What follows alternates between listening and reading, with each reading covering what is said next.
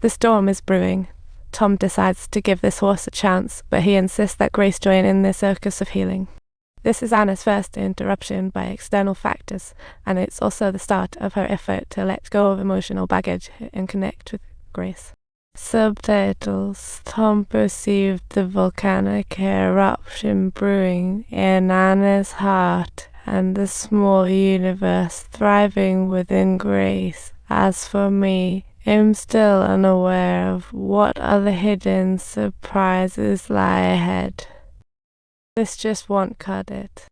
I'm at a loss here. What am I supposed to do? I'm really clueless. At dinner, Tom regaled the family with the sulk of events, and Frank and his wife seemed to have no objections, but concern for Grace's schooling was not to mention their living situation. It's far from town, and a Boker means a 40-mile trip. Tom's decision was no easy one. While treating the horse, Tom tried to heal Grace's mental and physical wounds. It all began with basic horse aerobics. Tom put the horse in a round pen and used the lasso to make it gallop, just trying to get the horse to work out a bit, and on the side, he wanted it to regain some strength. Frank even dug a water pit for the horse, offering unique aqua aerobics to improve its balance and coordination. As time passed, the horse's condition was slowly improving, and those once tense muscles were finding their groove again. Watching the horse recover brought smiles to Annie and Grace, but after Annie got a phone call, the horse went a bit wild again. Grace shot Annie a strange look, but Annie kept rambling, which startled the horse into bolting out of the water pool. Tom tried to intervene, but got knocked over by the ruckus of the horse, which then dashed into the prey, leaving Tom ignoring Annie and Grace's yells this time. He followed the horse to the prairie by the ranch, crouched at a distance, waiting for the right moment. Joey, a sweet, naive boy, enjoyed great rapport with Grace. Seeing her prosthetic leg, he grew curious. He bluntly asked, "What happens if I kick someone?" Feeling a little inappropriate, Joey awkwardly chuckled, and Annie sensed the mood was off, so she kept trying to change the subject. But Tom never replied until it got dark, and the horse slowly approached him, swaying its body. With its head slightly bowed, it nudged the lasso towards Tom. Annie was astonished to see this and felt her worries finally lighten up. Subtitles. Now, let's place the phones on the ground, for it's getting dark. Siblings invited Annie to stay for dinner. At dinner, Frank suggested, since Tom's treating the horse, why not let Annie and Grace stay? Nobody lies there now, so Annie and Grace won't have to travel to the motel daily. At first, Annie hesitated, unsure if this was a wise choice, but seeing Grace's eager eyes, she steeled herself to ask, "Is it worth it? What do you think about long-term time with Grace?" Well, that all depends on this gal's opinion. For her daughter and horse, Annie chose to live in the cabin. That night, Grace phoned her dad, her tone revealing her enjoyment. Grace was absolutely loving ranch life.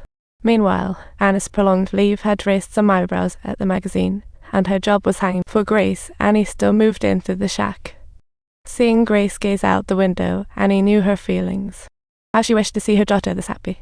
Yeah, Annie failed repeatedly after trying to approach the horse that day. Tom locked eyes with the horse. While it was gradually healing, the last incident had left a psychological scar. Tom readied the lasso to win the horse's trust, a clash of strength, skill, and psychological duel. Tom slowly pulled out his gloves and brought a ready lasso from the old cowboy. His movements flowed seamlessly while his body swayed unsteadily. Eventually, the horse stopped, standing quietly before Tom. He didn't forcefully restrain it, but loosened the lasso. Crouched before Tom, allowing the lasso to naturally fall away. Tom was attracted by the horse's power, like in a battle with gravity, just kept getting knocked down. At that moment, Tom kept tumbling, yet somehow slowly released the lasso. His body kept falling from the force, yet he slowly released the lasso. It crouched in front of Tom, allowing the lasso to hang loosely. As the horse lowered its head, Tom gently removed its collar lasso, concluding this power and a bond was formed between Tom and the horse. Then, the horse stopped resisting, appearing bound, but actually healing from being understood. It carried Tom across the prairie, joining his cattle herd. Soon, new members arrived among the town's ranch cattle. Annie and Grace arrived at the ranch. Seeing the crowd, Annie regretted coming, fearing her daughter might feel inferior. Tom seemed to read the thoughts of mother and daughter.